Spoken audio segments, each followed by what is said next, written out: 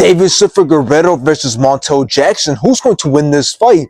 Before we talk about who's going to win this fight, let's take a look at their latest performances in which Deiveson Figueiredo fought Peter Yan, in which both started out very fast until Peter Yan dropped Deiveson Figueiredo in round 3. Oh, nice uppercut there by Yan. But then Deiveson Figueiredo dropped Peter Yan in round 4. But it didn't matter because Peter Yan won by decision. Your turn. No mercy. After this, Deiveson Figueiredo went on to fight Hagen, in which both started off great in round 1, but then the rest of the fight, since Deiveson Figueiredo got a knee injury in round 2. Uses the get right on top. Oh, and that is going to do it.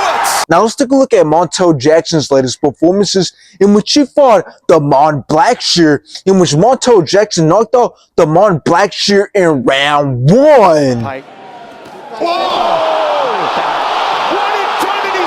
Now after this, Montel Jackson went on to fight Daniel Marcos, in which it was a very boring fight. Both started off very slow, there was no action at all, but Montel Jackson won by decision. Now this fight is going to be a crazy fight, and honestly, I believe that Montel Jackson is being slept on. I understand that he hasn't fought anybody, but he's on a 6-fight winning streak, and since Deiveson Figueiredo is 37 years old and suffered an injury in his last fight against Hagen, this might end up being the perfect fight for Montel Jackson to beat a big name like Deiveson Figueiredo and enter into the top 10. But now let's talk about how this fight's going to play out and who wins this fight. Well, here's the thing. On the feet, I believe it's going to end up being pretty close. Montel Jackson is definitely going to rely on keeping his range and picking his shots wisely to hopefully have success with catching Figueiredo and landing the better shots. But Deiveson Figueiredo is still dangerous, so I believe he's going to use his speed and pressure to get things going and outperform Montel Jackson on the feet. So he's going to stay a lot more busy and he will be the more dominant fighter. And if the fight goes to the ground, well, that's where Montel Jackson can be in big trouble because Deiveson Figueiredo has the wrestling and grappling that he doesn't have. So if Deiveson shoots for a takedown, he's going to get it. And from then on, he could just hold Montel Jackson there, or he can work towards a submission.